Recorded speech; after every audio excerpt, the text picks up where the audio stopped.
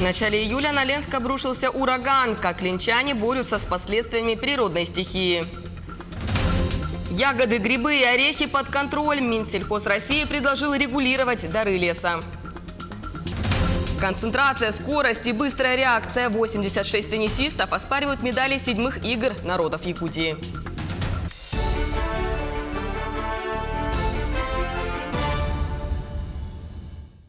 В эфире новости, в студии работает Ольга Башук. Здравствуйте. Ленск восстанавливается после разгула стихии на этой неделе. Напомним, 2 июля на город обрушился ураганный ветер с ливнем.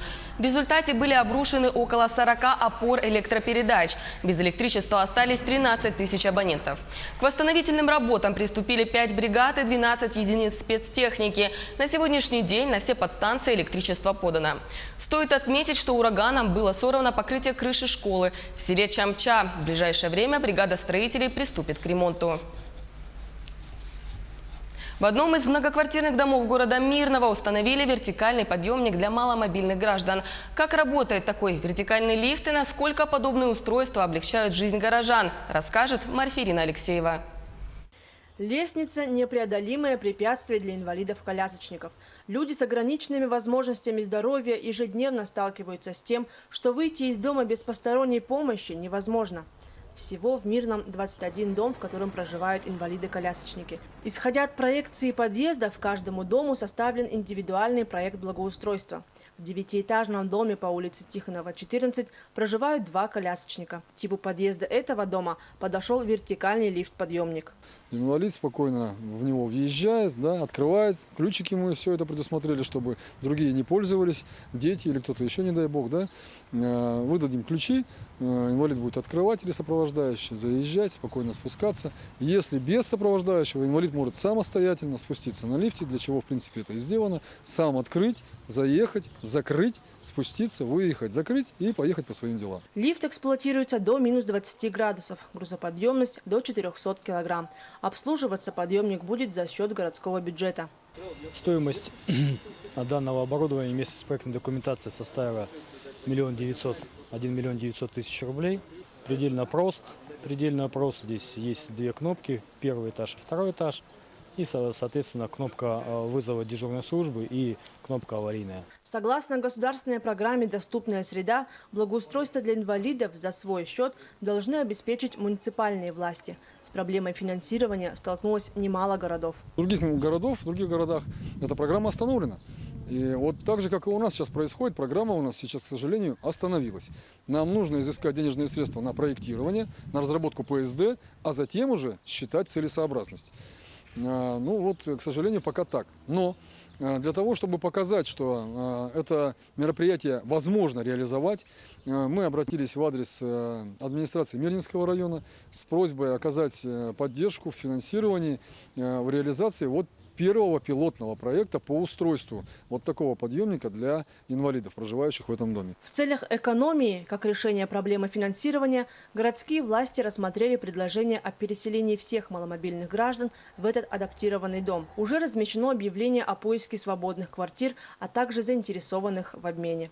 Марфирина Алексеева, Артем Алексеев, Мирный. К другим темам. Минсельхоз России предложил регулировать сбор грибов и ягод. В частности, ведомство планирует регулировать сферу сбора, переработки и оборота дикорастущих пищевых ресурсов, включая плоды, ягоды, орехи, грибы, семена, березовый сок, а также лекарственные растения. В пояснительной записке подчеркивается, что указанные природные богатства пользуются высоким спросом как внутри страны, так и за ее пределами. В Минсельхозе подчеркивают, их переработка и оборот – социально значимая отрасль, которая в экономическом плане обладает высоким потенциалом роста. В Аймиконе исследован доступный полигон для базовых альпийских восхождений на хребте Сарычева. Первопроходцами стали спортсмены из Якутска, учащиеся городских школ и инструкторы из Красноярска в составе 19 человек. Перепад высот в этой местности составил около 400 метров, а участники экспедиции получили именные значки «Альпинист России». Отмечу, что базовый полигон может стать отличным местом для горных туристов, а также тренировочной базой для специализированных военных подразделений и МЧС. Мы проводим спортивные сборы в горах, где любой желающий может начать заниматься альпинизмом. Экспедиция характерна тем, что мы провели в том районе, в котором в дальнейшем планируем проводить соревнования подобного рода уже на постоянной основе. И на альпинистской карте России появится новое место, где можно заниматься спортивным альпинизмом на начальном этапе уже массово. «За далью даль» – так называется выставка известного приморского художника Владимира Листового, которая открылась в арт-галерее «Ургел». В экспозиции около 40 картин. Их художник писал с 2000 года. В основном все холсты созданы на природе при натуральном освещении. К слову, это не первый визит Владимира Листового в Якутию. В наших краях он уже написал несколько картин. Выставка «За далью даль» в Якутске будет работать до 15 июля. Вообще здесь собрана такая коллекция с 2000 года. Ну, вот по сегодняшний момент здесь и Казахстан представлен, и Якутия, и Хакасия, Белоруссия, Дальний Приморский край, Хабаровский край. В общем, это выставка из цикла «Страны моей просторы», над этим проектом я работаю уже много лет. В селе Кыла Халюкминского района 80-летний юбилей отметила заслуженный экономист России Зоя Афанасьевна Корнилова. На родине к юбилейной дате приурочили празднество Эссеха. На мероприятии побывали и наши коллеги.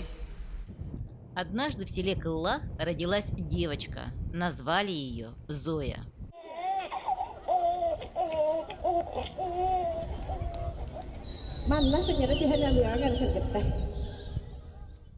Я родилась в своем доме. Повитуха приняла меня. И там я вчера была. И я считаю, что человек, как и растение, вот елки, корни растут-то в этой земле. Он получает свою силу. С самого детства у девочки проявился твердый характер. Но она всегда очень шустрая была, такая упрямая была. И это, всегда вот напористая. В детстве с родителями вместе жили в одном доме. Росли. С малых лет она такая была, прямо шустренькая. Что она не делала, все вперед, только вперед. Наверное, он и помог девочке из далекого села вырасти в Зою Афанасьевну Корнилову. Имя, которое сегодня известно и в республике, и в России.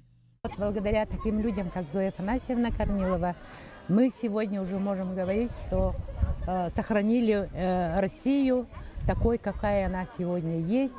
Мы видим ее вот труды сегодня, да, в те годы, в ее выступления, в стенограммах, как она говорила, как она умела людей убеждать, как она любила свою родину. В кылахском наследии в селе Допарай к дню рождения знаменитой землячки приурочили эссе, на который собрались жители Кылаха и Допарая и множество гостей.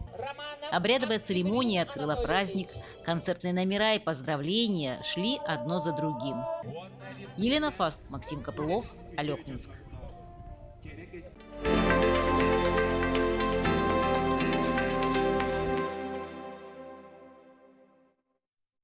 Современное состояние и тенденции развития физкультуры и спорта в условиях северо-востока России. По таким названиям в рамках 7-х спортивных игр народов Якутии сегодня в Амге проходит Всероссийская научно-практическая конференция с международным участием. Здесь обсуждают вопросы развития физической культуры, массовых и национальных видов спорта в регионах страны на примере Якутии. По словам организаторов, проведение таких крупных соревнований дает импульс для развития массового спорта. Между тем, количество занимающихся в среднем увеличивается на 3000 человек в год. Якутия, как один из спортивных регионов страны, нуждается в научном потенциале. Хотя у нас есть 2 института физической культуры и спорта при Северно-Восточном федеральном университете и Тюркчинский государственный институт физической культуры и спорта. Тем не менее, мы все-таки, наверное, чувствуем какой-то дефицит привлечения научных кадров в физической культуре и спорта. Я думаю, мы этот пробел будем устранять. Я не хочу сказать, что у нас нет ученых и нет науки. она есть, но мы еще хотим большего, как говорится. Сегодня у нас идет системная подготовка кадров. В продолжение темы 86 теннисистов оспаривают медали 7-х игр народов Якутии. В спорткомплексе «Дружба» проходят командные соревнования и этапы финалов. Уже после спортсмены посоревнуются в личном зачете.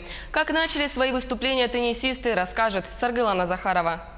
Концентрация, скорость и быстрая реакция – одни из главных составляющих успеха в настольном теннисе. Конкуренция на 7-х играх народов Якутии серьезная. Среди участников титулованные спортсмены, мастера спорта России. Это давно формированная команда. Мы играем с 2010 года вместе почти. Много раз становились призерами республики в командном зачете. И в 2013 году выигрывали чемпионат республики. По рейтингу мы первые. Надеемся взять медаль. Один из фаворитов соревнований – команда Усть-Алданского района. В первый же день показывает отличные результаты и побеждает в отборочном туре нерюнгринских соперников. Также в числе традиционных лидеров чурапчинцы и столичные теннисисты. Но загадывать, кто станет триумфатором в спорте – дело, как говорится, неблагодарное. По итогам квалификационных соревнований, которые проходили в течение всего прошлого года, появились и новые лидеры. Очень интересно напряженные игры показали команды Сунтарского улуса, Вилюйского улуса и Кобяйского. На этом турнире играют два мастера спорта Российской Федерации. Это Василий Румянцев и новоиспеченный мастер спорта Российской Федерации. Это Нургун Сабарайчи. Анастасия Гармашова выступает в составе команды Нерюнгри специально к играм. Вернулась в родные пенаты с Новосибирска, где сейчас учится на 3-м курсе университета. Приглашение защитить честь родного города на Якутской олимпиаде приняла с радостью. Готовились все, тренировались, конечно. Но рассчитываю на призовые места. Есть шансы. Я многих здесь знаю игроков, и все достойные. Не могу кого-то выделить. 8 столов, ровно столько для того, чтобы вместить всех участников. И этапы соревнований проходили максимально динамично. И пусть для болельщиков не так уж и много места, зато соблюдены все российские и международные требования к площадкам, где проходят встречи самих спортсменов. Это 14 метров в длину и 7 метров в ширину. И именно здесь, на этих двух центральных площадках, совсем скоро пройдут решающие финальные встречи.